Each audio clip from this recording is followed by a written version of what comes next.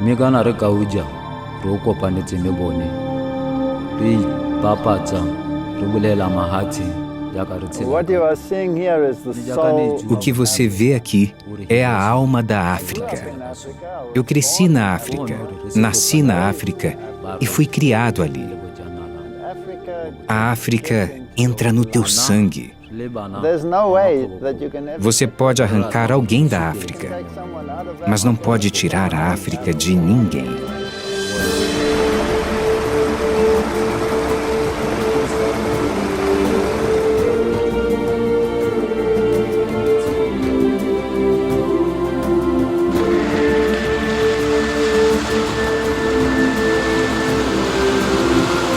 Go ka itumedisa a loke le ka sala ceremony show.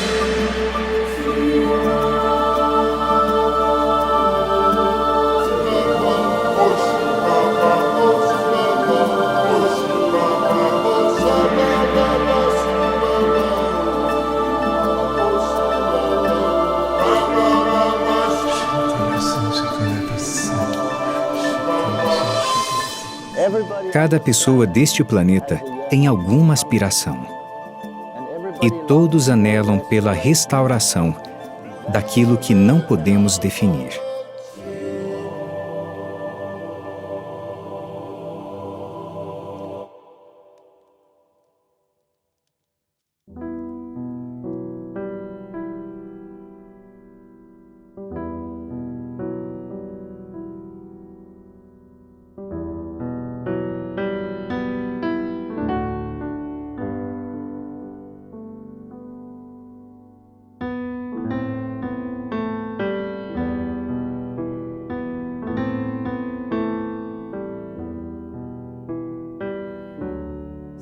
Portanto, eu cresci nesta terra. Eu era um evolucionista. Não cria em Deus. Tudo o que eu via era o que me rodeava. Mas por algum motivo, esta natureza ainda contém uma mensagem intrínseca. Ela, de certa maneira, é singular. Não se pode explicá-la, só vivenciá-la.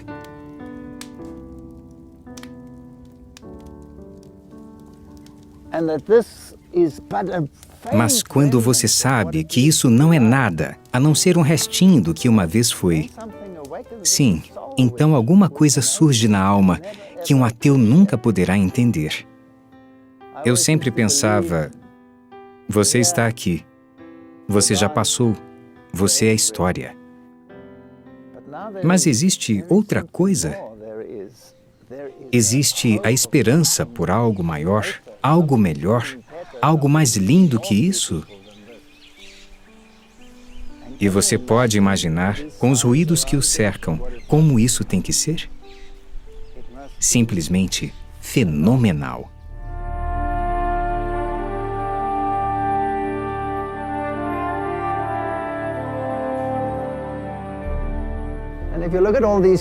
E quando olhamos para essas criaturas e admiramos a incrível diversidade que encontramos na natureza, então, de repente, me lembro que um dia eu acreditava que essas criaturas e tudo o que existe havia surgido por acaso.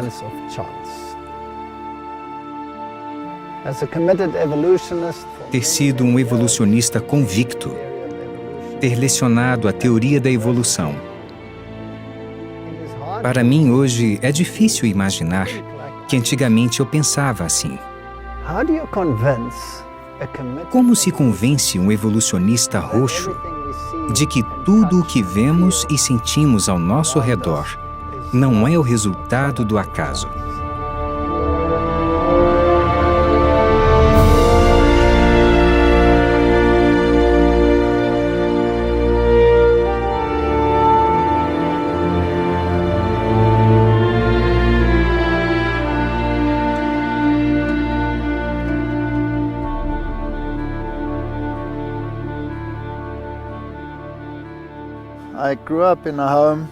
Eu fui criado em um lar onde havia duas religiões.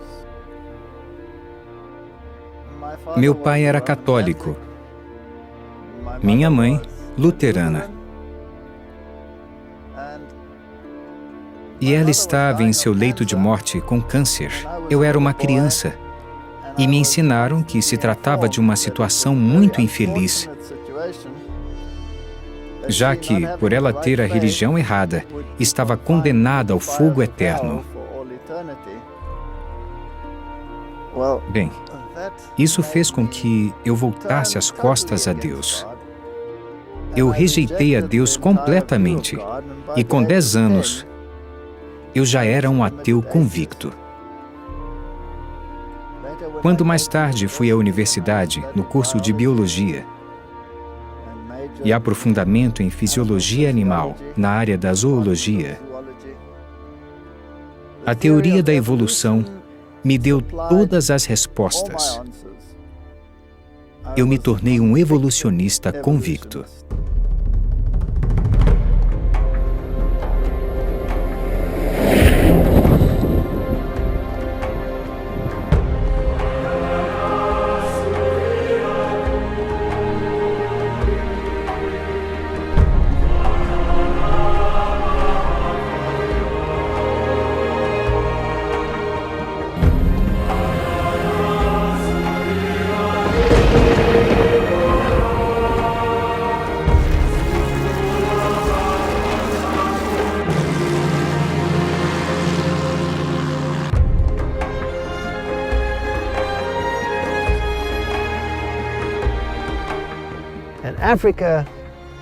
A África é uma terra onde teu coração pulsa como em nenhum outro lugar do mundo.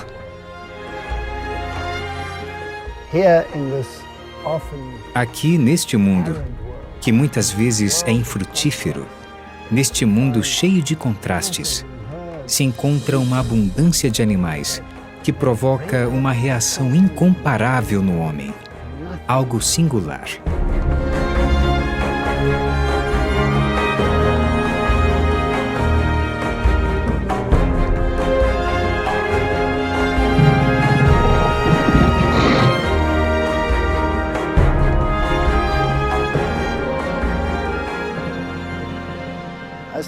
Eu comecei como darwinista, que cria no gradualismo, porque quase todos do corpo docente da universidade na qual eu estudava, a Universidade de Stellenbosch, eram darwinistas convictos e criam em uma evolução de milhões de anos, que era movida a mutações aleatórias no decorrer de muitas eras e que, finalmente, foi ordenada por seleção natural. Eu participava de muitas excursões, e nelas, basicamente, predominavam duas opiniões. Um dos grupos em nosso departamento era mais simpático ao neodarwinismo. Ou seja, eles criam em um tal de equilíbrio inconstante, pontual. Isso produzia debates acalorados dentro do departamento, se a evolução foi um processo lento, gradual, ou se o desenvolvimento era interrompido por curtos momentos de saltos evolutivos. É a versão taquitélica. A outra alternativa é o processo lento, que foi chamado de orotélico. Os debates eram rotina.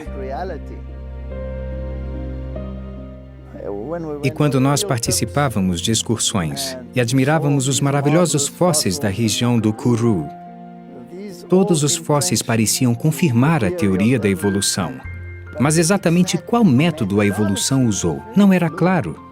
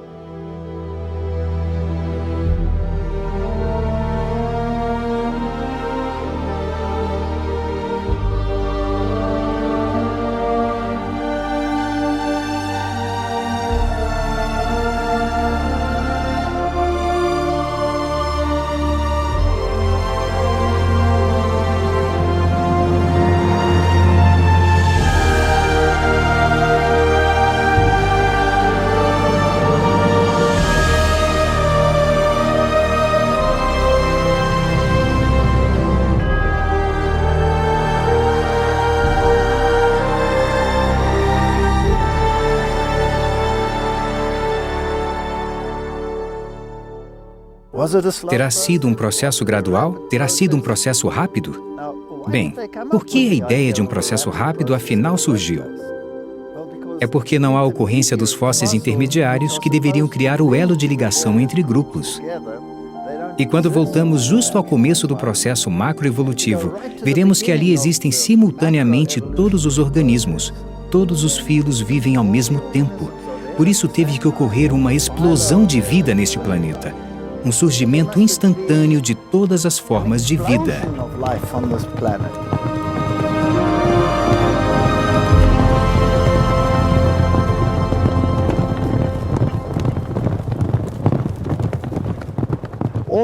Um surgimento quase instantâneo de todas as formas de vida. Agora, isto não se encaixa no modelo gradualista, de progresso lento, que deixaria uma grande cadeia de evidências de registro arqueológico.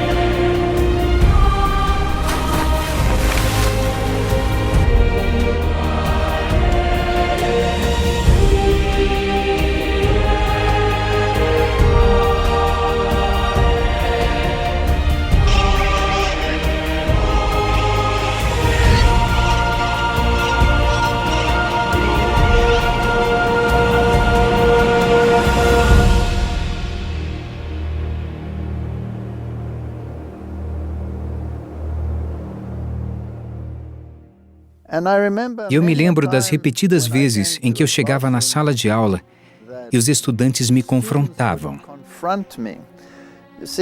Entenda, a África tem uma alma muito religiosa.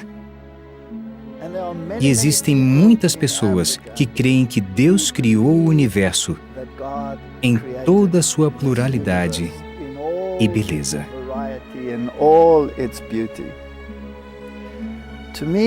Para mim, isso era uma coisa que nem nos meus sonhos eu considerava, porque eu tinha uma visão de um Deus inimigo.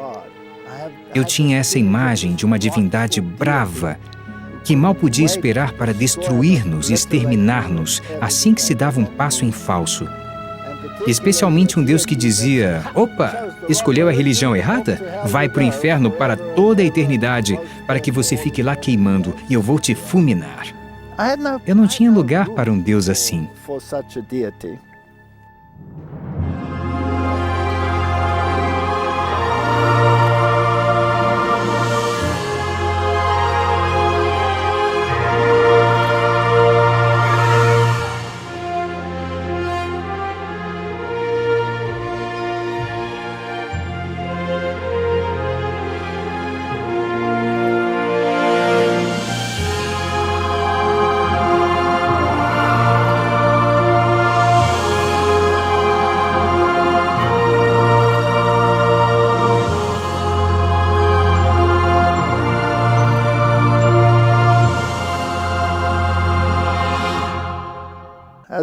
Na maior parte dos casos, jogamos o bebê com a água da banheira. Não estamos dispostos a ponderar os vários aspectos desse Deus, da mesma forma que estávamos dispostos a considerar os aspectos da teoria da evolução. Eu me lembro da aula que eu dei a estudantes de medicina do primeiro ano. Você sabe, estudantes de medicina são escolhidos com base em suas aptidões. Você não consegue uma vaga na faculdade de medicina se não for um aluno de primeira. Tem que ser muito talentoso para ser admitido. E imaginar que essas pessoas brilhantes criam em um Deus vivo. Eu não conseguia acreditar nisso, nem nos meus piores pesadelos. Eu fiz uma palestra sobre os rins. E, claro, descrevi a estrutura do rim, que deveras é um órgão incrível por seus corpúsculos renais, sua alça de Henle, todas essas estruturas que são tão complexas e complicadas que você fica perplexo se tentar imaginar como a evolução poderia ter criado algo assim. Mas eu teria tentado argumentar com uma cadeia lógica até que chegássemos a um rim de um mamífero. E justo quando eu estava falando sobre filogenia, o processo evolutivo, uma moça da turma se levantou e disse: "Desculpe, doutor, eu não creio em nenhuma palavra do que você diz aqui. Eu creio que Deus é quem criou o rim." Naturalmente, isso era um desafio para a minha seriedade científica. E isso despertou as minhas paixões mais baixas. Por isso, eu comecei a tirar sarro dessa moça, até que ela se reduzisse a um punhado de lágrimas. Quando eu voltei a meu escritório, comecei a refletir sobre mim mesmo e pensei: isso não foi nada gentil da minha parte. Mas ela tocou em um ponto sensível meu. Eu me perguntava se eu tinha ido longe demais em minha reação.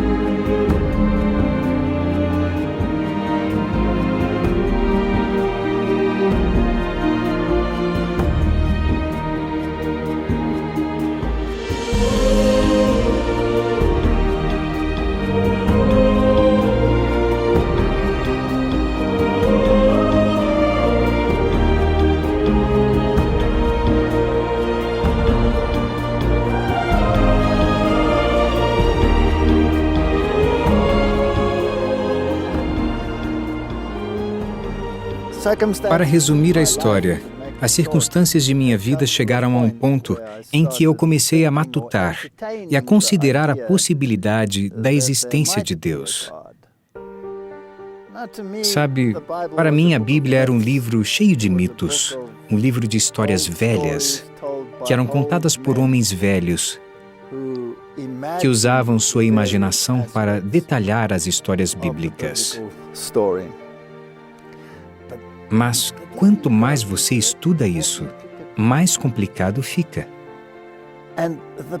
E a Bíblia não é somente um livro que alega ter fatos históricos sobre a origem, a história e a era de Abraão, bem como do povo de Israel e das guerras entre povos, e um livro que mencionou reis. Aliás, nesse patamar, a Bíblia foi desafiada muitas vezes. Mas a elite dos arqueólogos parece confirmar continuamente e invariavelmente o que a Bíblia tem a dizer. No que se refere à profecia, isso já são outros 500. Profecia é história, que foi escrita antes de acontecer. E quando você olha para o livro de Daniel, ele descreve os reinos do mundo até o nosso tempo. A alta crítica diria: desculpe, isso deve ter sido escrito depois do evento. E mesmo os acadêmicos modernos dirão: bem, este livro é no máximo do 2º século. Mas ainda assim, mesmo se eles optarem pelo 2º século antes de Cristo, eles estarão em uma grande enrascada, porque os últimos acontecimentos certamente se passaram bem depois disso. Mas o livro está escrito em aramaico e o livro é escrito em hebraico. E encontraram trechinhos do aramaico, e o aramaico vem do período persa.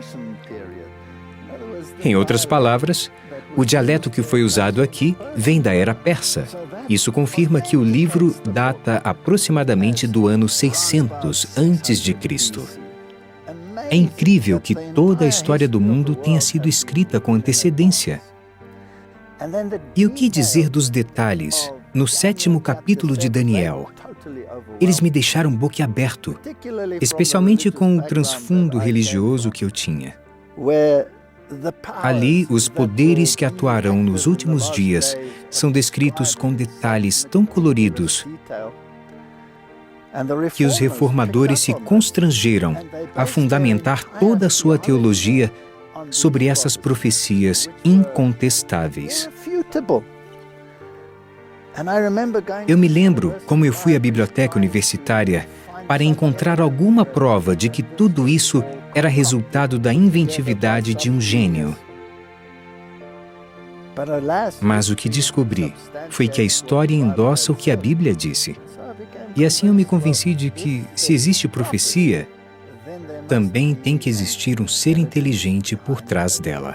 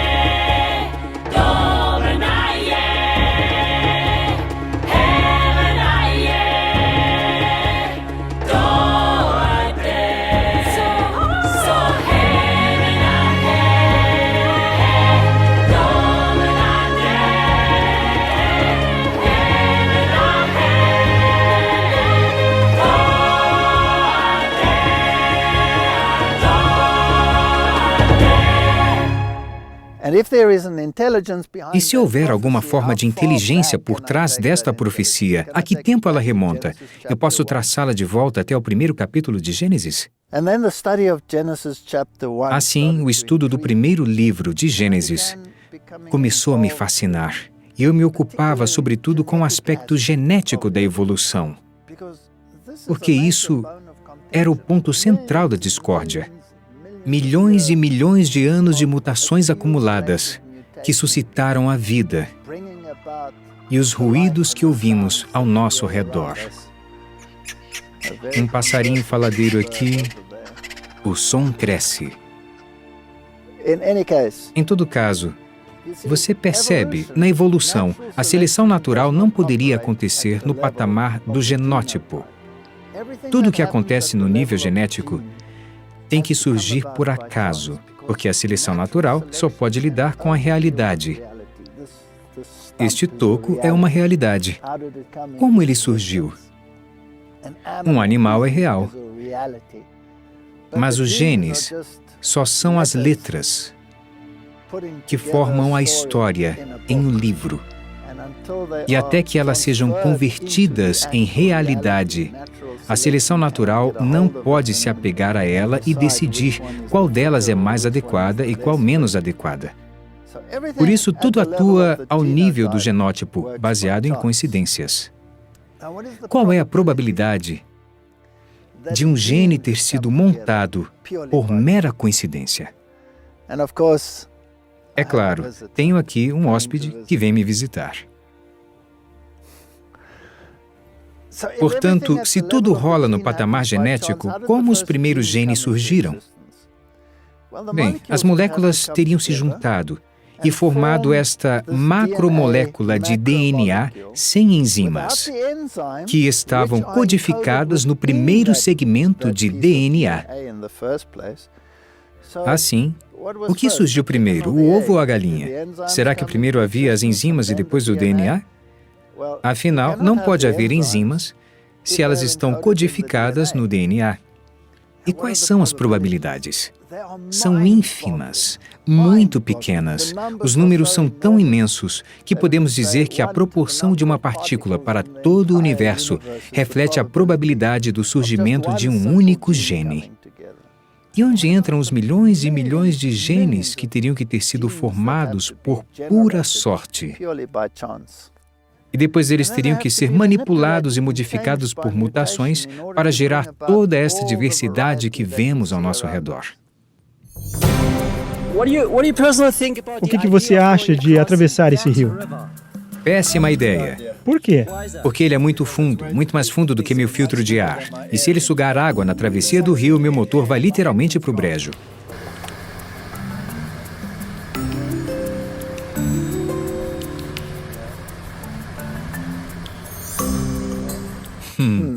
Decisões, decisões. O leito do rio é muito fundo e a entrada de ar de meu carro não é tão alta. Não tem um snorkel. Vamos tentar? Ou vamos dar a volta? 110 quilômetros de estrada de areia. Não faz nada bem para o motor essas estradas ruins. Onde poderíamos atolar? Talvez mais de uma vez? O que fazer? Aqui está o André, otimista como sempre. Olha, eu não acho que o seguro vai pagar isso. Isso vai complicar nossa vida, hein? Um pouco antes de nós chegarmos aqui, outro carro ficou atolado. Um carro com tração nas 4 rodas. Vamos arriscar isso com um carro caríssimo? Decisões, decisões. Afinal, o que fizemos?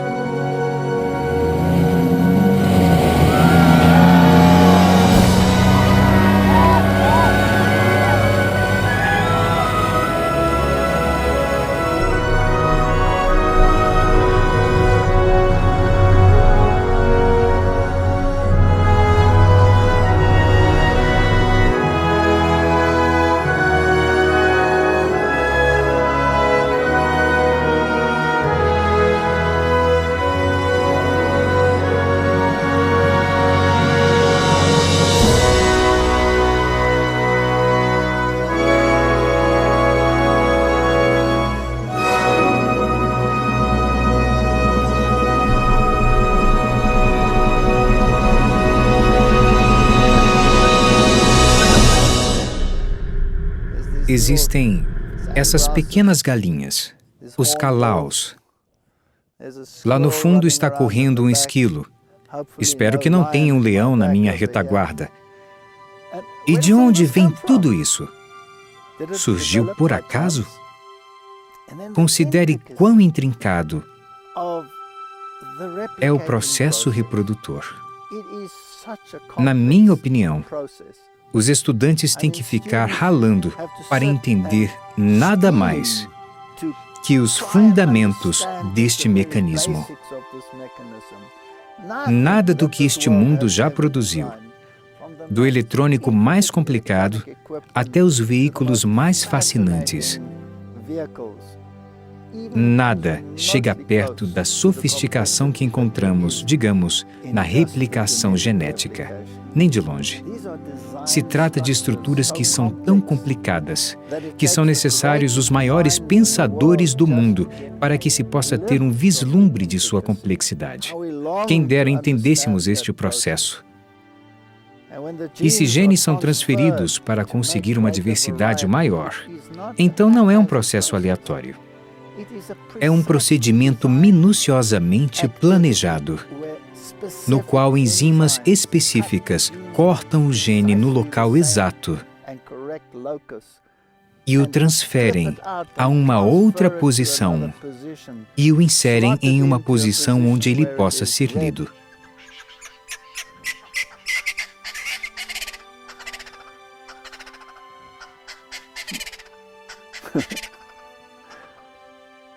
Obrigado pelo comentário. Eu concordo. Como é que pode?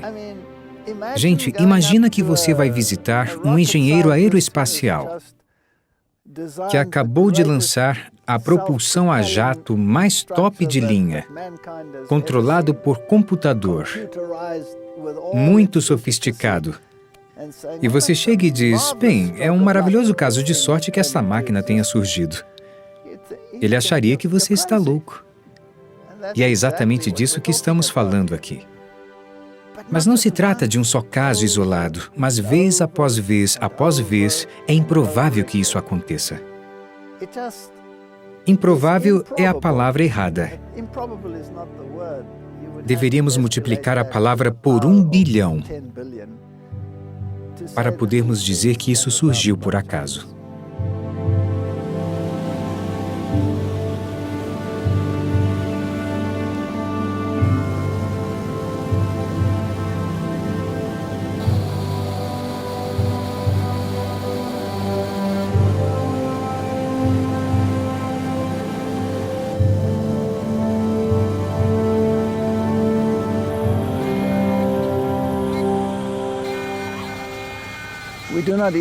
Nós nem sequer entendemos os mecanismos e o funcionamento de uma de suas células, muito menos como o olho veio à existência, ou mesmo coisas maiores.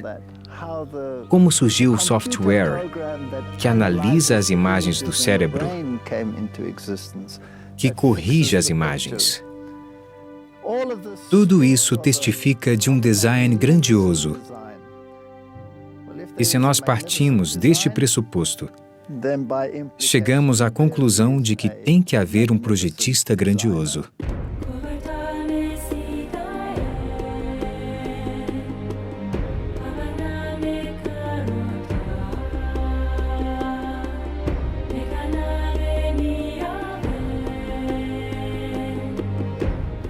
Foi assim que eu cheguei à conclusão de que há um grande projetista.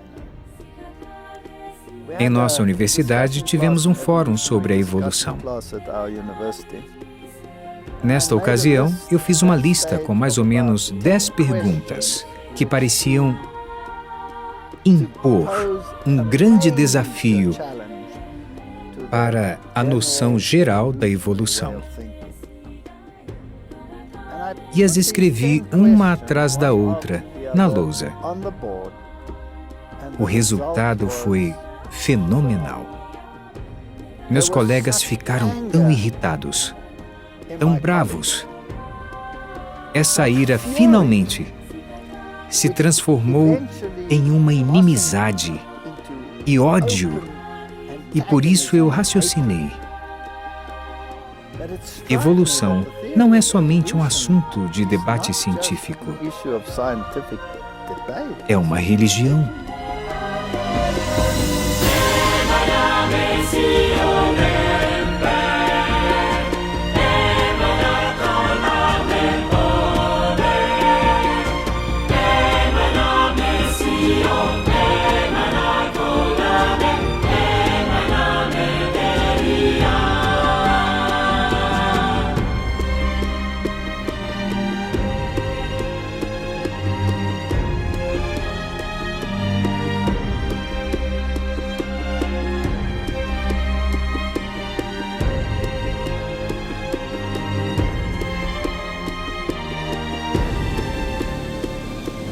As pessoas se apegam a ela. Sim, as pessoas se baseiam nela, pois a alternativa a isso é ruim demais para ser digerida. A alternativa da qual estamos falando, naturalmente, é Deus. Pois se você tem uma visão de Deus do jeito que eu tinha, então a evolução é uma forma muito mais agradável de lidar com a realidade que ter que se deparar face a face com esse Deus. Especialmente se a noção que tiver de Deus for baseada em ódio e rancor. Sabe, quando você olha para os grandes cientistas da modernidade, Dawkins, por exemplo, ele tinha o mesmo pensamento. Ele odiava a Deus, da mesma forma que eu também o odiava. No seu livro, Deus, um Delírio, ele descreve o caráter dessa divindade. E isso me faz concluir que tanto ele como eu não tínhamos nenhum amor pelo caráter desse Deus. Não fazíamos nem ideia dele.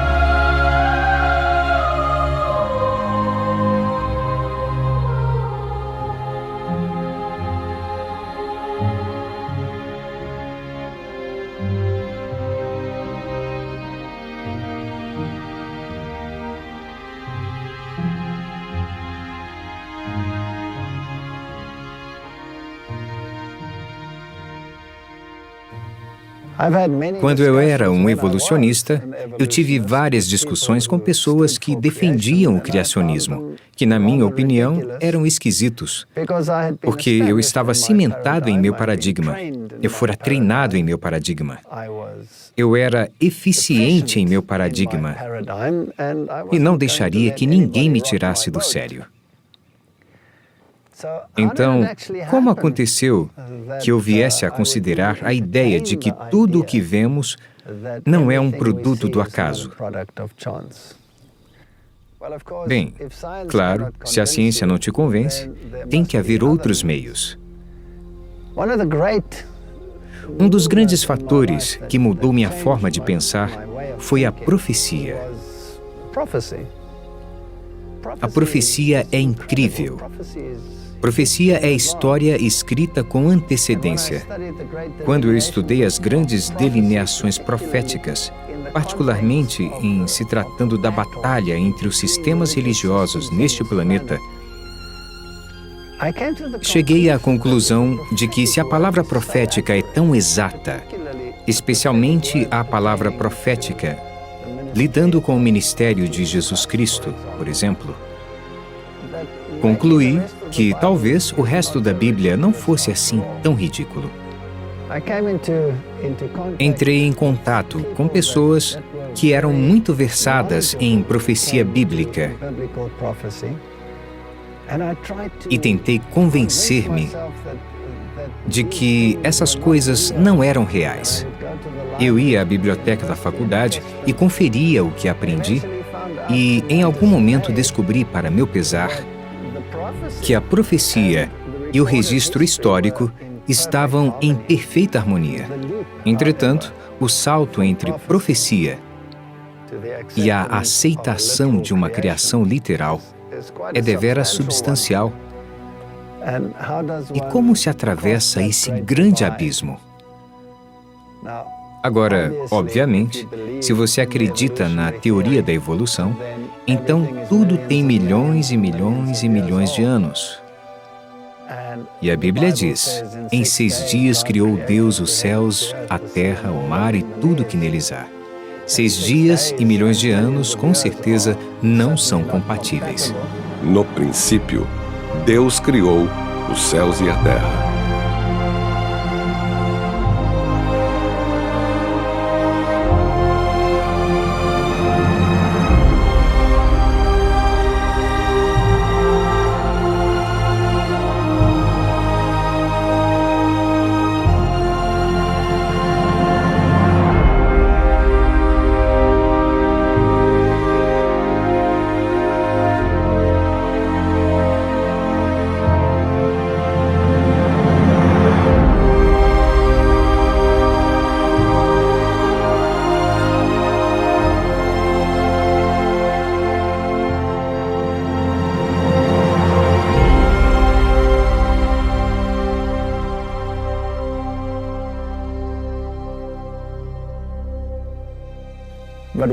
Mas ainda pior é que esse cenário está enraizado em sua lei, nos 10 mandamentos.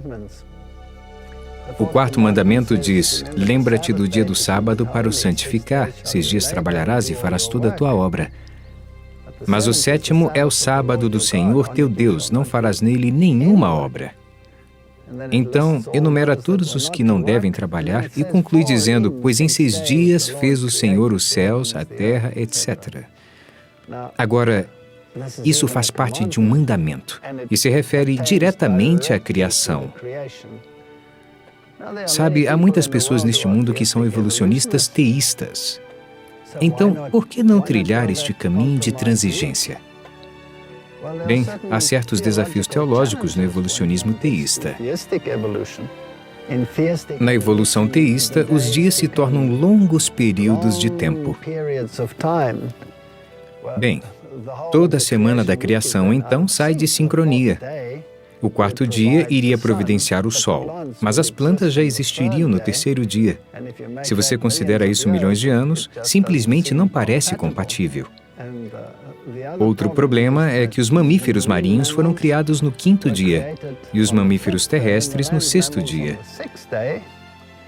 Se os mamíferos marinhos se derivaram dos mamíferos terrestres, então estamos alguns milhões de anos atrasados. Há todo tipo de problemas associados com isso em um nível puramente científico. Claro que se vamos ao nível religioso, o problema se torna ainda maior. Porque, na teoria evolucionista, a morte é o meio pelo qual a sobrevivência do mais forte garante um melhor genótipo para que continuem em suas aventuras futuras. Então, o que é que fazemos com isso? A morte é parte integrante do pacote, enquanto que nas Escrituras a morte é a consequência do pecado. Aí entra todo o assunto da salvação. Cristo e a morte de Cristo para vencer a morte. E para dizer, morte, onde está teu aguilhão? Bem, se a morte é parte integrante do processo e Cristo teve que morrer para que nós não tivéssemos que morrer, não faz qualquer sentido. De acordo com as Escrituras, fomos criados para que tenhamos vida imortal. A morte é uma consequência do pecado, e a salvação em Cristo é a solução para o problema do pecado. Assim, teologicamente, a evolução teísta não faz sentido. E também cientificamente não faz sentido. Mas uma criação em 6 dias literais faz sentido? Bem, num certo sentido, eu fui abençoado porque entrei em contato com pessoas que eram muito cabeça nesses assuntos. E eu tive várias oportunidades de entrar no campo da pesquisa e verificar alguns desses fatos por mim mesmo. Cheguei à conclusão de que, para cada argumento, há um contra-argumento. Se há um argumento em favor de longos períodos de tempo, então há um argumento igual em favor de uma cronologia curta e que incorpora a tudo. Considere o seguinte cenário: um baú cheio de ouro, enterrado em um lugar por piratas, em alguma praia bem longe daqui. Cada ano, o vento e a chuva batem em uma certa intensidade e vai tirando as camadas de areia de cima do baú, até que depois de alguns anos, o baú começa a aparecer. Aí você pode aplicar o princípio do uniformalismo e dizer, bem, a cada ano desaparece uma quantidade igual de areia. Essa moeda dentro do baú é de tal a tal século. Por isso, a quantidade de areia que tem que ter sido removida por ano é tanta, até deixar o baú à vista. Isso seria uma das abordagens possíveis. Mas e se tivesse acontecido uma grande tempestade e, num único dia, ocorrido o que levaria anos em condições normais? Toda a areia por cima foi removida, expondo assim o baú, o que normalmente teria levado anos. Aconteceu em um único dia. Assim, o catastrofismo nos fornece várias respostas que os processos geológicos normais, com períodos geológicos normais, não poderiam explicar. E há vários exemplos, cânions que têm formato de V, condições de destruição massiva, como cataratas, os dry falls do rio Columbia. Todos esses foram eventos catastróficos que moldaram o meio ambiente. É possível que um dilúvio universal tenha moldado o nosso planeta e criado o que temos hoje? Bem, o Delta do Okavango é um lugar interessante, porque ao seu redor temos lagos pluviais, lagos antigos que indicam que houve grandes quantidades de água, provavelmente de origem glacial. Para isso surgir, são precisos longos períodos. Ou será que poderia ser em uma cronologia curta? Bem, a geologia convencional nos diz que são necessários grandes períodos de tempo, milhões de anos ou mais, e uma era de gelo atrás da outra. Mas você poderia fazer o mesmo em uma cronologia rápida, porque se você tomar as geleiras modernas, o jeito e a velocidade que elas derretem nos dizem que a glaciação pode ser completada em poucas centenas de anos. Não tem que ser necessários milhões ou centenas de milhares de anos. Por isso digo, sempre haverá um argumento e um contra-argumento. Onde eu quero chegar hoje é: podemos enfrentar esse problema só com a ciência? Ou seria isso uma questão que transcende a ciência? Há um Deus? E se for o caso, qual é o caráter desse Deus? Bem, de acordo com as Escrituras, esse Deus se importou em se revelar. Revelou a si mesmo em uma pessoa particular. E essa pessoa é Jesus Cristo. Agora, se você lhe perguntar como é esse Deus, ele diz: já o tens visto. Eu e o Pai somos um. Se você me vê, viu também a meu Pai. Assim podemos ter uma ideia do caráter de Deus. Mas também reconhecemos que, neste caráter que vemos na face de Jesus Cristo, enxergamos também o outro lado de um massivo conflito, porque, afinal de contas, ele foi crucificado. Ele veio para o que era seu e os seus não o receberam. Portanto, temos esse cenário de um conflito entre duas forças. Assim, esse planeta ou é um acidente, ou é o palco de uma guerra nua entre o bem e o mal.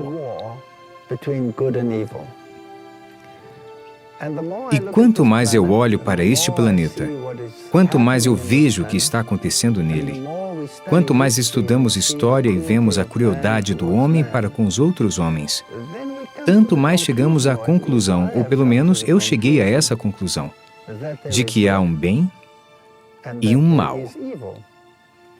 E este conflito é claramente descrito nas Escrituras. A grande pergunta é: de que lado da equação eu estou?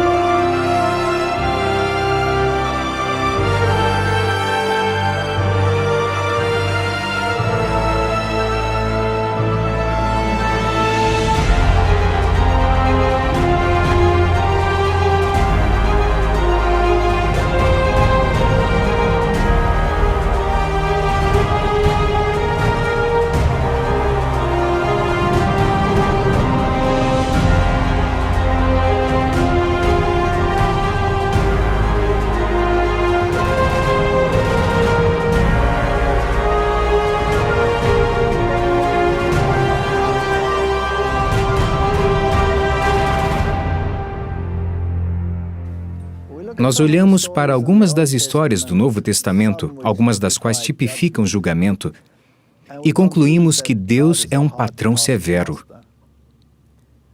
Mas o fato é que o mesmo que curava as pessoas, o mesmo que fazia os cegos verem, o mesmo que fez os coxos andarem, é a divindade a que deveríamos atentar. Ele não foi um fracote.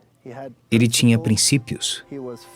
Ele foi firme, mas ao mesmo tempo bondoso, gentil, generoso e paciente. Todos os atributos de 1 Coríntios capítulo 13. Você vai encontrar nesse indivíduo. Se você chegar a uma compreensão correta e acrescentar esse caráter à mesma divindade que é retratada no Antigo Testamento, então vai se defrontar com um desafio, uma dissonância no cérebro, até que você tenha mesclado as duas imagens e entendido que justiça e misericórdia têm pesos iguais. e que a cruz não negou a justiça e não elevou a misericórdia sobre a justiça, mas os combinou a uma realidade singular. Justiça e misericórdia se beijaram. Então você tem a imagem de uma divindade que é justa, que tem o controle e que dirige bem seu governo. Mas, ao mesmo tempo, é bondosa, gentil, aproximável e amável. Então, justiça e misericórdia se fundem e você tem uma divindade que é forte, mas gentil. Tudo combinado em um só ser. Ele, de forma alguma, vai deixar impunes os que transgridem seus preceitos. Mas se você se arrepender e voltar à harmonia com Ele, então há abundância de perdão e abundância de graça disponíveis para você. Desse jeito, eu tive que mudar minha visão de Deus. Eu tinha que me livrar da velha concepção de um Deus vingativo e substituí-la por uma imagem mais amável. E observando a natureza, enxergamos as duas coisas nela. Vemos a majestade, o poder e a força em um leão ou na águia. E como a Bíblia utiliza todas essas ilustrações para descrever a Deus, também vemos a graciosidade de uma corça e a suavidade nos olhos de outras criaturas. Se reconhece um toque de humor quando ouvimos esses ruídos, me diga, quem poderia inventar o barulho do jumento? E o extraordinário em um jumento é que quando ele começa a cantar uma canção, ele tem que ir até o final dela. Quem é que consegue conter o riso quando ouve algo assim? E quando observamos um babuíno que fica fazendo ginástica sobre as árvores, ou como eles ficam guinchando e grasnando um para o outro, quem é que consegue não rir quando vê algo assim? Seria Deus um chefão exigente ou ele sabe ter bom humor? Contemple o reino animal e tire suas próprias conclusões. Assim, minha imagem de Deus lentamente começou a mudar, incentivado e impulsionado pela palavra profética. Me convenci de que existe uma ausência de contradições, uma só realidade, um só Deus. Não posso explicar de onde ele vem, mas também ele não o explica. Tudo o que ele diz é: eu sou.